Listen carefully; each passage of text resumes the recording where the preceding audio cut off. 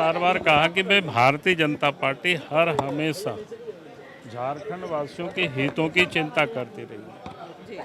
और आज जिस विधेयक को इन्होंने लाया, हम लोग कभी भी उसके विरोधी नहीं थे।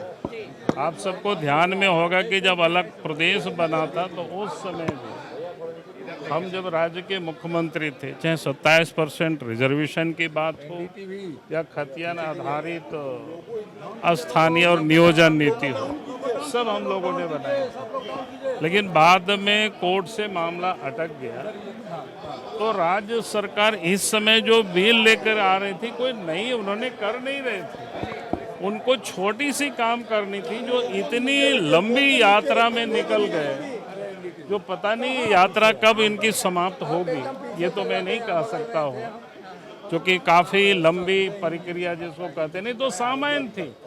क्योंकि उस वक्त जो कोर्ट में कुछ बिंदुओं पर उन्होंने आपत्ति दर्ज की थी, उन बिंदुओं को सिर्फ समाधान कर देते और ये विधेयक यहीं पर पारित हो जाता और फिर कल से लागू हो जाता।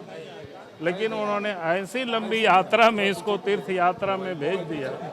अब पता नहीं वो तीर्थ यात्रा से कब लौटेगी, मैं तो इसको नहीं बता सकता हूँ।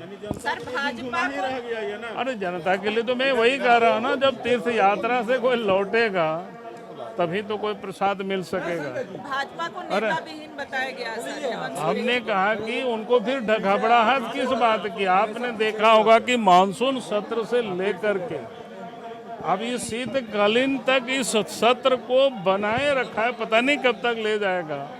और जिस अनंत फनन में कोई भी बिल आज देख रहे होंगे कि उनको बार बार इधर से उधर से पुर्जी लोग ला करके लोग बता रहे थे, तो इसे समझ में आता है कि मुख्यमंत्री जी कोई तैयारी नहीं किए हुए थे। और वो बीजेपी ने तो विधायक दल के नेता चुन करके विधानसभा अध्यक्ष को भेज दिया है। वो जानबूझ करके मामला को लटका करके, क्योंकि उनको इस बात की चिंता है, वो जानते हैं कि अगर वो नेता अपोजिशन के उस पद पर वहाँ बैठ जाएंगे तो हेमंत सोरेन जी को तो जवाब देना मुश्किल हो जाएगी। जब हम लोग थोड़ी सी सड़क पर निकलते हैं तो उनकी पसीना छूटने लगता है। और आज उसकी आपने आवाज़ देखा, और जिस दमखम से वो आवाज़ उठाते हैं, छोटा Nagpur tendency act, SPT tendency act, मैं तो दावे के साथ कह सकता हूँ शिबू सोरेन के परिवार ने रांची से लेकर के दुमका तक सीएनटी एसपीटी एक्ट का जितना उल्लंघन किया है, तो इस राज्य में दूसरे कोई किसी ने भी उल्लंघन नहीं किया है।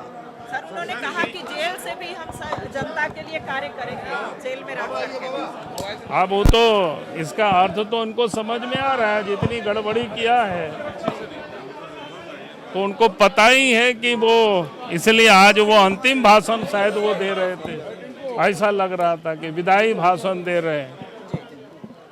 तो ये लगता है कि इनकी, हमने तो बार बार कहा है कि जिस प्रकार से इस राज्य को इन्होंने लूटा है, चाहे बालू हो, चाहे कोयला हो, चाहे लोहा हो, यहाँ तक कि चाहे जमीन हो, तो फिर उस लूट की जब जांच होगी तो इनके कई एक दलाल और बिचौलिया होटवार की जेल पहुंच चुके हैं। अब इनकी बारी है, तो ये भी